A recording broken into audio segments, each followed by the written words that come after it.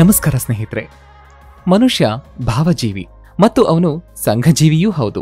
ಅವನು ಅವನ ಕಷ್ಟಗಳನ್ನು ಹೆಚ್ಚಾಗಿ ಹಂಚಿಕೊಳ್ಳುವಂಥದ್ದು ಅವನ ಗೆಳೆಯರೊಂದಿಗೆ ಮಾತ್ರ. ಪೋಷಕರೊಂದಿಗೆ ಕೆಲವೊಂದು ವಿಚಾರಗಳನ್ನು ಹಂಚಿಕೊಳ್ಳೋದಕ್ಕೆ ಸಾಧ್ಯವಾಗದೇ ಇರತಕ್ಕಂತಹ ಅದೆಷ್ಟೋ ವಿಚಾರಗಳನ್ನು ಆತ ಸ್ನೇಹಿತರ ಬಳಿ ಹಂಚಿಕೊಳ್ತಾನೆ. ಮನುಷ್ಯ ಅಥವಾ ಸ್ನೇಹಿತ ಅಂತಂದ್ರೆ ಎಂತಹ ಕಷ್ಟದಲ್ಲಿಯೂ ಕೂಡ ತನ್ನ ಗೆಳೆಯನೊಂದಿಗೆ ಇರುವಂಥವನು ಅಂತ. ಆಗ ಅವನು ನಿಜವಾದ ಸ್ನೇಹಿತ ಅಂತ ಕರೆಸ್ಕೊಳ್ತಾನೆ. ಆದ್ರಿಂದ ಇಂದಿನ ದಿನಗಳಲ್ಲಿ ಜ್ಯೋತಿಷ್ಯ ಶಾಸ್ತ್ರದ ಪ್ರಕಾರ ಯಾವ ರಾಶಿಯವರಿಗೆ ಯಾವ ರಾಶಿಯ ಜನರು ಯಾರು ಉತ್ತಮ ಸ್ನೇಹಿತರಾಗಿರ್ತಾರೆ ಮತ್ತು ಸಾಮಾನ್ಯ ಸ್ನೇಹಿತರಾಗಿರ್ತಾರೆ ಅನ್ನುವಂತಹ ವಿಚಾರವನ್ನ ನಾವು ಇವತ್ತಿನ ಈ ವಿಡಿಯೋದಲ್ಲಿ ತಿಳ್ಕೊಳ್ಳೋಣ. ಆದರೆ ಅದಕ್ಕಿಂತಲೂ ಮುಂಚಿತವಾಗಿ ನೀವು ಮಾಡಬೇಕಾಗಿರೋದು ಇಷ್ಟೇ. ನೀವೇನಾದರೂ ನಮ್ಮ ಅಜಿತ್ ಮೀಡಿಯಾ ನೆಟ್ವರ್ಕ್ ಯೂಟ್ಯೂಬ್ ಚಾನಲ್ಗೆ ಮೊಟ್ಟ ಮೊದಲನೇ ಬಾರಿಗೆ ಬಂದಿದ್ರೆ ದಯವಿಟ್ಟು ನಮ್ಮ ಚಾನಲ್ನ ಸಬ್ಸ್ಕ್ರೈಬ್ ಮಾಡೋದಕ್ಕೆ ಮರಿಬೇಡಿ. ಹಾಗೆ ಈ ವಿಡಿಯೋಗೆ ಒಂದು ಲೈಕ್ ಕೊಡಿ. ಪಕ್ಕದಲ್ಲಿರೋ ರೆಡ್ ಬೆಲ್ ಐಕಾನ್ ಕ್ಲಿಕ್ ಮಾಡಿ, ಆಲ್ ನೋಟಿಫಿಕೇಶನ್ ಪ್ರೆಸ್ ಮಾಡಿ. ಅಂದರೆ ಮುಂದೆ ನಾವು ಅಪ್ಲೋಡ್ ಮಾಡುವ ಹೊಸ ವಿಡಿಯೋಗಳ ನೋಟಿಫಿಕೇಶನ್ ನಿಮಗೆ ಮೊದಲಿಗೆ ಸಿಗುತ್ತೆ. ಬನ್ನಿ ವೀಕ್ಷಕರೇ, ಹಾಗಾದ್ರೆ ಯಾವ್ಯಾವ ರಾಶಿಯವರಿಗೆ ಯಾವ್ಯಾವ ರಾಶಿಯವರು ಉತ್ತಮ ಸ್ನೇಹಿತರಾಗಿರ್ತಾರೆ, ಸೊ ಅವರ ಜೊತೆಗಿನ ಸ್ನೇಹದ ನಂಟು ಹೇಗಿರುತ್ತೆ ಅನ್ನುವಂಥ ವಿಚಾರವನ್ನ ನಾವೀಗ ತಿಳ್ಕೊಳ್ಳೋಣ. ಮೊದಲನೇದಾಗಿ ಮೇಷರಾಶಿ. ಮೇಷರಾಶಿಯವರು ಸಿಂಹರಾಶಿ ಮತ್ತು ಧನಸ್ಸು ರಾಶಿಯವರೊಂದಿಗೆ ಉತ್ತಮ ಸ್ನೇಹವನ್ನ ಇಟ್ಕೊಂಡಿರ್ತಾರೆ ಮತ್ತು ಮೀನರಾಶಿ, ತುಲಾರಾಶಿ, ಕುಂಭರಾಶಿಯವರೊಂದಿಗೆ ಸಾಮಾನ್ಯ ಸ್ನೇಹವನ್ನ ಇಟ್ಕೊಂಡಿರ್ತಾರೆ ಅಂತ ಹೇಳಬಹುದು. ಮುಂದಿನದು ವೃಷಭ ರಾಶಿ. ಈ ರಾಶಿಯವರು ಕರ್ಕಾಟಕ ರಾಶಿ, ವೃಷಭ ರಾಶಿ ಮತ್ತು ಮೀನರಾಶಿಯವರೊಂದಿಗೆ ಉತ್ತಮ ಸಂಬಂಧವನ್ನ ಇಟ್ಕೊಂಡಿರ್ತಾರೆ ಮತ್ತು ಈ ವ್ಯಕ್ತಿಗಳು ಕನ್ಯಾ ರಾಶಿ ಮತ್ತು ಮಕರ ರಾಶಿಯವರೊಂದಿಗೆ ದೀರ್ಘವಾದ ಸ್ನೇಹವನ್ನ ಇಟ್ಕೊಂಡಿರ್ತಾರೆ ಅಂತ ಜ್ಯೋತಿಷ್ಯ ಶಾಸ್ತ್ರದ ಪ್ರಕಾರ ಹೇಳಲಾಗ್ತಾ ಇದೆ. ಮುಂದಿನ ರಾಶಿ ಮಿಥುನ ರಾಶಿ. ಈ ರಾಶಿಯಲ್ಲಿ ಹುಟ್ಟಿದಂತಹ ವ್ಯಕ್ತಿಗಳು ತುಲಾರಾಶಿ, ಕುಂಭರಾಶಿಯವರೊಂದಿಗೆ ಉತ್ತಮ ಸ್ನೇಹವನ್ನ ಬೆಳೆಸ್ಕೊಳ್ತಾರೆ ಮತ್ತು ಧನಸ್ಸು ರಾಶಿ, ಮೇಷರಾಶಿ ಮತ್ತು ಸಿಂಹರಾಶಿಯವರೊಂದಿಗೆ ಸಾಮಾನ್ಯ ಸ್ನೇಹವನ್ನ ಇಟ್ಕೊಂಡಿರ್ತಾರೆ ಅಂತ ಹೇಳಬಹುದು. ಮುಂದಿನದು ಕರ್ಕಾಟಕ ರಾಶಿ. ಈ ರಾಶಿಯ ಜನರು ವೃಷಭ ರಾಶಿ, ಕನ್ಯಾ ರಾಶಿ ಮತ್ತು ಮಕರ ರಾಶಿಯವರೊಂದಿಗೆ ಉತ್ತಮ ಸ್ನೇಹವನ್ನ ಬೆಳೆಸ್ತಾರೆ ಮತ್ತು ಧನಸ್ಸು ರಾಶಿ, ಸಿಂಹರಾಶಿಯವರೊಂದಿಗೆ ಸಾಮಾನ್ಯ ಸ್ನೇಹದ ಒಡನಾಟವನ್ನ ಮಾತ್ರ ಇಟ್ಕೊಂಡಿರ್ತಾರೆ ಅಂತ ಹೇಳಬಹುದು. ಮುಂದಿನದು ಸಿಂಹರಾಶಿ.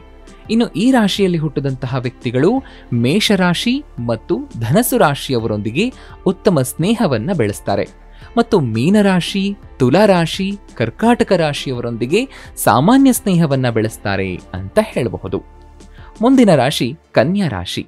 ಈ ರಾಶಿಯವರು ವೃಷಭ ರಾಶಿ, ಮಕರ ರಾಶಿಯವರೊಂದಿಗೆ ಗಾಢವಾದ ಸ್ನೇಹವನ್ನ ಹೊಂದಿರ್ತಾರೆ ಮತ್ತು ಕರ್ಕಾಟಕ ರಾಶಿ, ವೃಶ್ಚಿಕ ರಾಶಿ ಮತ್ತು ಮೀನರಾಶಿಯವರೊಂದಿಗೆ ಸಾಮಾನ್ಯವಾದ ಸ್ನೇಹವನ್ನ ಬೆಳೆಸಿರ್ತಾರೆ ಅಂತ ಹೇಳಬಹುದು. ಮುಂದಿನದು ತುಲಾರಾಶಿ. ಇವರು ಮೀನರಾಶಿ ಮತ್ತು ಕುಂಭರಾಶಿಯವರೊಂದಿಗೆ ಉತ್ತಮ ಸ್ನೇಹವನ್ನ ಇಟ್ಕೊಂಡಿರ್ತಾರೆ ಅಂತ ಹೇಳಬಹುದು. ಹಾಗೇನೆ ಮೇಷರಾಶಿ, ಸಿಂಹರಾಶಿ ಮತ್ತು ಧನಸ್ಸು ರಾಶಿಯವರೊಂದಿಗೆ ಸಾಮಾನ್ಯ ಸ್ನೇಹವನ್ನ ಬೆಳೆಸಿರ್ತಾರೆ ಅಂತ ಹೇಳಲಾಗ್ತಾ ಇದೆ. ಮುಂದಿನದು ವೃಶ್ಚಿಕ ರಾಶಿ. ಈ ರಾಶಿಯಲ್ಲಿ ಹುಟ್ಟಿರುವವರು ಕರ್ಕಾಟಕ ರಾಶಿ, ವೃಷಭ ರಾಶಿ, ಮಕರ ರಾಶಿ, ಕನ್ಯಾ ರಾಶಿಯವರೊಂದಿಗೆ ಸಾಮಾನ್ಯ ಸ್ನೇಹವನ್ನ ಇಟ್ಕೊಂಡಿರ್ತಾರೆ ಮತ್ತು ಧನಸ್ಸು ರಾಶಿ, ಮೇಷರಾಶಿ, ಸಿಂಹರಾಶಿಯವರೊಂದಿಗೆ ಉತ್ತಮ ಸ್ನೇಹವನ್ನ ಬೆಳೆಸಿರ್ತಾರೆ ಅಂತ ಹೇಳಲಾಗ್ತಾ ಇದೆ. ಮುಂದಿನದು ಧನಸ್ಸು ರಾಶಿ. ಇವರು ಮಿಥುನ ರಾಶಿ, ತುಲಾರಾಶಿ ಮತ್ತು ಕುಂಭರಾಶಿಯವರೊಂದಿಗೆ ಸಾಮಾನ್ಯ ಸ್ನೇಹವನ್ನ ಇಟ್ಕೊಂಡಿರ್ತಾರೆ. ಹಾಗೆಯೇ ಇವರು ಮೇಷರಾಶಿ ಮತ್ತು ಸಿಂಹರಾಶಿಯವರೊಂದಿಗೆ ಉತ್ತಮ ಸ್ನೇಹವನ್ನ ಇಟ್ಕೊಂಡಿರ್ತಾರೆ ಅಂತ ಹೇಳಲಾಗ್ತಾ ಇದೆ.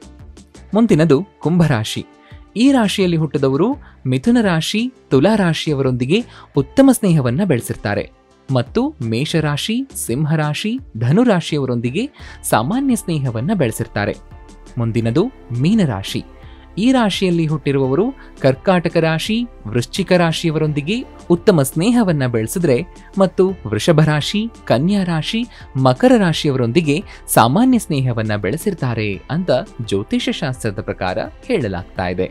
ವೀಕ್ಷಕರೇ, ತಿಳ್ಕೊಂಡ್ರಲ್ವಾ ಹಾಗಾದ್ರೆ ಯಾವ ರಾಶಿಯವರು ಯಾವ ರಾಶಿಯವರೊಂದಿಗೆ ಉತ್ತಮ ಸ್ನೇಹವನ್ನ ಬೆಳೆಸಿರ್ತಾರೆ ಹಾಗೇನೆ ಸಾಮಾನ್ಯ ಸ್ನೇಹವನ್ನ ಬೆಳೆಸಿರ್ತಾರೆ ಅಂತ? ವೀಕ್ಷಕರೇ, ಒಂದು ಕಿವಿ ಮಾತನ್ನ ನಾನು ನಿಮ್ಗೆ ಹೇಳೋಕೆ ಇಷ್ಟಪಡ್ತೀನಿ. ಏನು ಅಂದ್ರೆ, ನಮಗೆ 10 ಜನ ಸಾಮಾನ್ಯ ಸ್ನೇಹಿತರಿರೋದಕ್ಕಿಂತ ಒಬ್ಬ ಉತ್ತಮ ಸ್ನೇಹಿತ ಇರುವಂಥದ್ದು ತುಂಬಾ ಒಳ್ಳೆಯದು. ಯಾಕೆಂದ್ರೆ ಸ್ನೇಹದ ನಿಜವಾದ ಅರ್ಥವನ್ನ ಸವಿಯೋದಕ್ಕೆ ನಮಗೆ ಒಬ್ಬ ಸ್ನೇಹಿತ ಇದ್ರೆ ಸಾಕು, ನಮಗೆ 10 ಜನ ಇರಬೇಕಂತೇನಿಲ್ಲ. ಹಾಗಾಗಿ ನಿಮಗೆ 10 ಜನ ಒಳ್ಳೆ ಸ್ನೇಹಿತರಿದ್ರೆ, ಉತ್ತಮ ಸ್ನೇಹಿತರಿದ್ರೆ ತುಂಬಾ ತುಂಬಾ ಒಳ್ಳೆಯದು. ಆದರೆ ನಮಗೆ ಸಾಮಾನ್ಯ ಸ್ನೇಹಕ್ಕಿಂತ ಉತ್ತಮ ಸ್ನೇಹ ನಮ್ಮ ಜೀವನದಲ್ಲಿ ಮತ್ತು ನಮ್ಮ ಜೀವನದ ಏಳ್ಗೆಗೆ ಮುಖ್ಯವಾದ ಪಾತ್ರ ವಹಿಸುತ್ತೆ.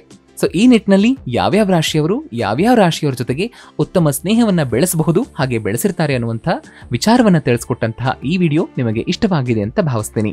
ಜೀತ್ ಮೀಡಿಯಾ ನೆಟ್ವರ್ಕ್ ಯೂಟ್ಯೂಬ್ ಚಾನೆಲ್ನ ಸಬ್ಸ್ಕ್ರೈಬ್ ಮಾಡೋದಕ್ಕೆ ಮರಿಬೇಡಿ. ಹಾಗೆ ಈ ವಿಡಿಯೋನ ನಿಮ್ಮ ಸ್ನೇಹಿತರಿಗೆ ಹಾಗೂ ಸಂಬಂಧಿಕರಿಗೆ ಶೇರ್ ಮಾಡೋದಕ್ಕೆ ಮರಿಬೇಡಿ. ಹಾಗೆ ಈ ವಿಡಿಯೋ ನಿಮಗೆ ಇಷ್ಟವಾದಲ್ಲಿ ವಿಡಿಯೋದ ಕೆಳಗಡೆ ಥ್ಯಾಂಕ್ಸ್ ಬಟನ್ ಇದೆ, ಅದನ್ನ ಕ್ಲಿಕ್ ಮಾಡೋದಕ್ಕೂ ಮರಿಬೇಡಿ. ಜೀತ್ ಮೀಡಿಯಾ ನೆಟ್ವರ್ಕ್ ಸಮಸ್ತ ವೀಕ್ಷಕರಿಗೆ ಸದಾ ಶುಭವಾಗಲಿ ಅಂತ ಹೇಳ್ತಾ ಇವತ್ತಿನ ಈ ಸಂಚಿಕೆಯನ್ನ ಇಲ್ಲಿಗೆ ಮುಗಿಸ್ತಾ ಇದ್ದೀನಿ. ನಮಸ್ಕಾರ.